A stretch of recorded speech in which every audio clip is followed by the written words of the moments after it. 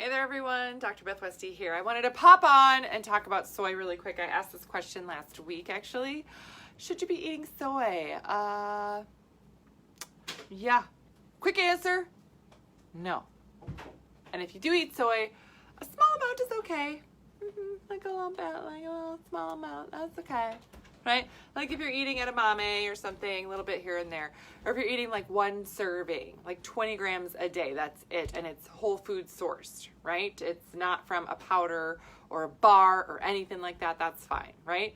I'm going to talk about some of these things about why it's important to really be very specific about the proteins you're getting in your body. But this is something that a lot of women struggle with, right? We're looking for all these different things, right? Why am I not, seeing the results that I want to see? Why can I not get to this next level? Why am I having these certain problems? Why is it that I can have this result, but this other piece is really a struggle for me, right? It's really about looking at the whole big picture. And so often when I work with women, I do extensive, questionnaires. Like I ask a lot of questions. I want to know more about you and what you're struggling with, because it can be these little details that make the biggest difference overall, right? So if you are not on the list to work with me in a one-on-one setting, I'm going to put a link right here where you guys can get on the list because my 12-week is full. I have some Dutch tests I'm going to be doing for gals over the next couple of weeks here. Other than that, though, the registration for the waitlist is closed. But if you're needing help, wanting assistance, wanting guidance, this is where to do it in the one-on-one setting. Oftentimes, too, this is a great way to get something custom built for you that your system would need, because I dive into all this stuff there, too. So soy. First off, soy proteins, things like that. Overall, why would you want to get soy in, or why do people look at that? Soy is plant-based, so people think it's healthier. It's in a lot of stuff. It's in like everything. And I mean, there's so many products with it, then they're less expensive, honestly. They really are. So sometimes it seems like, oh, look, this has some protein in it. There was even, what did I see at Costco the other time I was there? The other time. I don't go to Costco anymore. I get it delivered. Yeah. Anyway, the Nutri-Grain bars, the green, Nature Valley, not Nutri-Grain, Nature Valley, the green ones, right? With the oats, you know what I'm talking about. Doing a lot of weird hand movements right now with that. But they have protein ones. Oh, protein ones. I was like, oh, cool. Let me look. Soy. I was like, God, that's crap. Oh. But of course, it's a really inexpensive way to make it, right? It's a really inexpensive way to make something like look like it's got more protein, which looks like it's healthier, and then people are going to buy it, blah, blah, blah, blah, blah. Come on. So is it healthier to get more protein? Yes. Should you be doing protein pasting? Yes. Can you learn more about that in my book, The Female Fat Solution, which is on Amazon? Yes. And my book, The Female Menopause Solution, which is also on Amazon? Yes. I also have more videos on that on my YouTube channel, which is called Dr. Beth Westie. So lots of places that you can learn about the proteins, the protein pastings, all those things. Should you be using soy as a main source of that? No. Please don't. Make it stop. No. Here's why. I asked the question last week because I just wanted to get a feel for where everybody's at for a lot of this stuff. And the main thing that people talked about was that it messes up your hormones. Fancy way of saying it's a hormone disruptor. It's an endocrine disruptor. It interferes with the hormone production and relationship and everything in your body. It acts like a hormone. It does something bad with your hormones. Yes, that's what it does. So I should stay away from the soy. Okay, yeah, right? Now you're going to find research and other things on both sides of that argument, right? Okay, yes. The other piece of it that's really, really hard for women, because so many women with hormonal issues already, you really want to stay away from anything that is an endocrine disruptor, right? The other thing that soy is a gut irritant. It's irritating for your gut lining. And it's literally because soy as a whole, as a protein molecule is enormous. It's enormous. So here we go. We're going to look at this. This is your digestive system, right? It's like a tube, right? So this is a cross section. Looking at it. The red part here, that's your microvilli. I knew you knew that, but I'm just saying. the microvilli. These are finger-like projections that go into the digestive system that increase the surface area for maximum absorption of the foods that you're eating.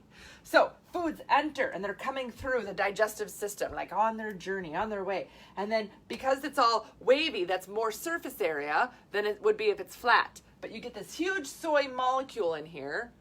There's not just one, right? There's a bunch of them. I'm just drawing it as one. Okay, right? But soy is ginormous. You get this huge bowling ball just bashing around in there. And no matter how fantastic your digestive enzymes are, or what kind of probiotics you take and bacteria are in your gut lining, it's just that much work to break it down. What beings, what living organisms eat a lot of soy? Cows. Animals, like bigger livestock. Why? Because cows have like 4 stomachs. You didn't know you were going to learn about animals, did you? Cows have 4 stomachs. They have foods ferment and sit, and then they bring it up again, and they chew their cud, and they swallow it again. I grew up on a goat farm. This is why I know random things like that. Goats have 2 stomachs. They still bring up and chew their cud and bring it back down and ferment things, all this stuff. That's why they can eat plants like that, right? Their teeth and everything are flat, right? Goats, they only have front teeth on the bottom. They don't even have top teeth in front. They only have bottom teeth in front, so you can scrape the bark and chew the leaves, like flat, big, mashy teeth in the back, right? They mash it up, and then they swallow it, and then it sits in one of their stomachs for a while, and then they bring it back up, and then they mash that more. We don't do that. Our teeth don't do that as much. Our gut, we don't, if you bring it back up, it's usually not something you want to chew on and then swallow again. I mean, I don't know what you do with your time, but that's not recommended. That's not healthy. That's not healthy. No. So humans only have 1 stomach. So you get this huge bowling ball bashing around in your digestive system, just pissing off your lining. So it just irritates the gut lining here, right? So not only are you not breaking this down, not absorbing it, you're also irritating the gut lining. Now what happens is that any other nutrients that you're trying to eat along with this or after this, they're not going to be absorbed. I don't care if it's the most fancy smoothie in the world. You're not what you eat, you're what you absorb. And if you piss off your gut, you're not absorbing it. You can't get through. It's mad.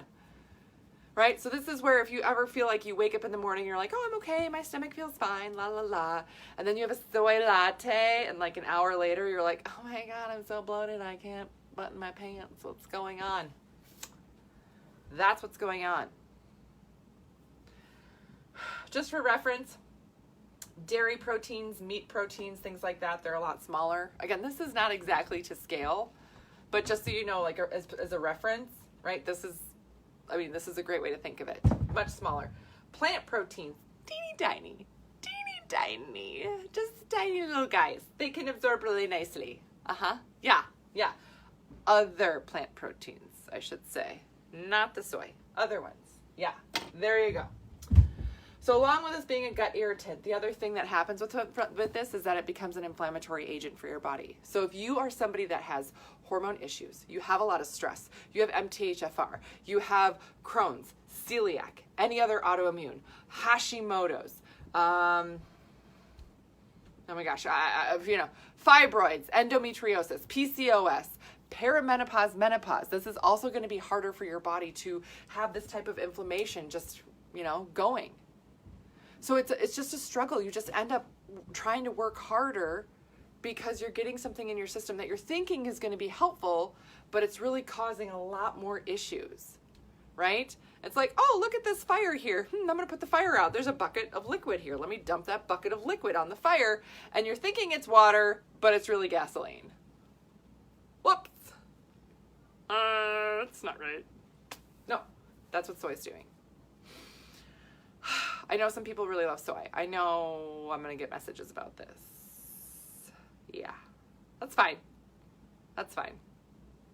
Because you can argue all day long about soy, and that's usually because they are loving a product that has soy in it, and I'm sorry about that. But this is that you can't change the size of the molecule. It is the way it is built. It is the way it is made. And the human body, right? The human body has a hard time with it. And as a female hormone expert, one of the things that I really focus on is female physiology. How does your body work and function first? How does your body work and function? And then aligning your nutrition, aligning all your things with how the female body works and functions. And it's things like this that can disrupt how you function. It's how your systems work. It's literally anatomy and physiology, right? It's anatomy and physiology, and you can't change it. So for as many messages as I'm going to get, I don't respond to them other than saying, please start doing more research on it. I mean, if you don't agree with it being a hormone disruptor, that's fine, but you can't argue with it being an irritant and inflammatory agent because it just is. It just is. So that was my disclaimer on that. Yes. Soy sucks. It's in everything. I know! It's in everything because it's such a cheap filler. Oh my God. Okay, so side note, I have to tell you this. So this was a gal I started working with a couple of months ago. So she's in my one-on-one program. And in my one-on-one program, I dive into everything. I uncover so much stuff. It's super high level, right? So she was really struggling with some things. And she's like, I have a nutrition background. She's like, I feel so silly because I can't figure this out. And I was like, listen, don't feel silly. Like when you're in it, you can't see the forest from the trees. That's very common, right? A lot of the women that I work with in one-on-one settings, they're either in the health field or they have stuff going on where they're like, I've done this, that, and the other, and I can't figure it out. I'm like, then you need another set of eyes to look at everything, to uncover it. And looking at everything, and in looking at all of her stuff, there was something that wasn't sitting right with me. It was a timing issue of when she was taking some of her supplements, and I was like, I'm not sure about this brand. Let me dive deeper. And what it was is that she already knew that she couldn't have soy. She already knew that. She was already super clean and pristine on her diet. But she had soy as a filler in one of the supplements, and it was a formula that had changed. The company changed their formula. Yeah, and she didn't know it. And she just kept purchasing, on the same, all the time, around a regular basis, kept purchasing, didn't realize that they changed their formula and that soy was now a filler, and that's what she was reacting to. Yeah. Yeah. It's really, really fascinating. Nutritionfacts.org would disagree that soy is bad, and they follow science. See, I told you I was going to get people commenting that they disagree. Again, that's fine. You can find arguments on both sides of it for this. What I am saying is that as a protein molecule, it is this big. It is huge. You can't change that. Google it. It is what it is. But for a lot of women that I work with hormone issues, inflammatory issues, autoimmune issues, this is a big thing that we cut out, and it makes a big difference. It makes a big difference. So, yeah. That's what I got for you guys tonight. Again, I do have more info on other things. I have a podcast called The Female Health Solution. I talk a lot about this because it is looking at things from a different angle. It is looking at things from a different direction. Yeah. And again, I know people disagree with us, and that's fine. You can absolutely disagree. But when you still have gut issues and when you still have problems, okay.